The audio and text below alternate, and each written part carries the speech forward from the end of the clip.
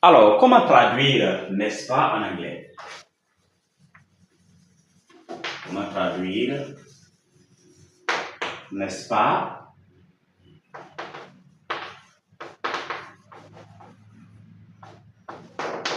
en anglais? Alright? Voilà ce que nous allons découvrir dans cette vidéo. La plupart du temps, les gens ont du mal à traduire n'est-ce pas en anglais. Pourtant, c'est très simple. Pour traduire le n'est-ce pas en anglais, il suffit de suivre une règle simple. D'abord, on va observer, puisqu'avant le n'est-ce pas, il y a une déclaration. Et c'est en fonction de cette déclaration qu'on va maintenant mettre le n'est-ce pas. Si on prend par exemple, il est sage. Il est sage, n'est-ce pas? Excuse-moi, il est sage, n'est-ce pas? Alors, ici, nous avons la première partie, la déclaration, il est sage. Cette partie est positive. Donc, nous allons essayer de mettre la partie, n'est-ce pas? Mais d'abord, on va prendre il est sage, en anglais, on dira he is wise. He is wise, n'est-ce pas? Notre phrase ici est au présent et le verbe, c'est is, qui est en même temps l'auxiliaire. Donc, pour avoir le n'est-ce pas, il faut tout simplement mettre ça à la forme négative contractée. L'auxiliaire qui est à la forme négative contractée. Donc, on aura isn't. Isn't. Et on ajoute le pronom. Isn't he? Alright? Il est sage. Isn't he? Donc, d'abord, on va observer le temps de la phrase et on choisit l'auxiliaire de la phrase. Et c'est cet auxiliaire-là qu'on va utiliser dans cette partie. Donc, si le temps c'est le présent, il faut utiliser l'auxiliaire du présent. Et l'auxiliaire du présent, c'est le do, le does, si ce n'est pas le verbe to be. Maintenant, si c'est le passé, il faut utiliser l'auxiliaire du passé. Donc, on prend par exemple une phrase. Ali was absent. Ali was absent, n'est-ce pas? Donc, Ali était absent, n'est-ce pas? Nous allons ajouter la partie n'est-ce pas. Ici, on a was, qui est le simple part de to be. Donc, il faut simplement prendre wasn't he.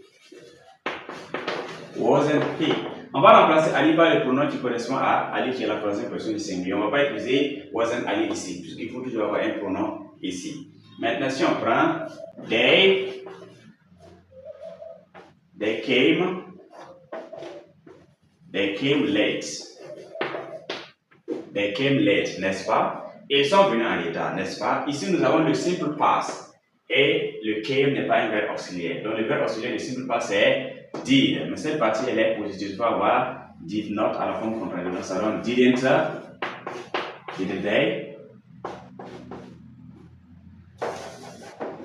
Didn't they? Alright. They came late. Didn't they? Simple. Maintenant, si cette partie elle est négative, il faut avoir ici une partie positive. Si on prend par exemple, we have not bought a car. Nous n'avons pas acheté de voiture, n'est-ce pas? Ici, nous avons le présent perfect et l'auxiliaire c'est have. On va mettre seulement have we.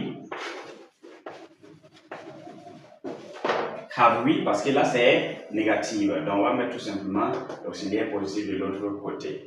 Or, he will not come today. He will not come today, n'est-ce pas? Il ne viendra pas aujourd'hui, n'est-ce pas? Alors ici, cette partie est également négative. Il faut avoir l'auxiliaire positif ici. Donc le will qui est l'auxiliaire sera tout simplement gardé. Donc will he, il ne viendra pas aujourd'hui. Will he, et c'est assez simple. Là nous avons le futur. Et si on prend Bob does not go to school. Bob ne va pas à l'école, n'est-ce pas? Là, nous avons le présent et le does, c'est l'auxiliaire utilisé. Donc, on va l'utiliser directement à la partie tag. Et on aura does he. Bob ne va pas à l'école, n'est-ce pas? Bob does not go to school. Does he? Simple. Alright?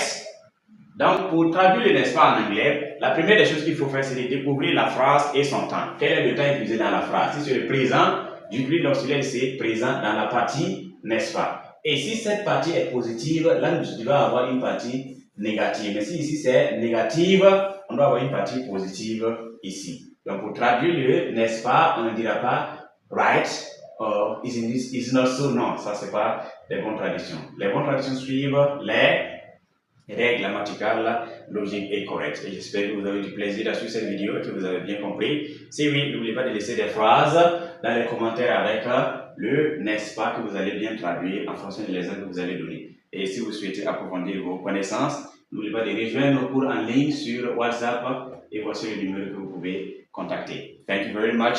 Have a nice time and see you next time. Goodbye.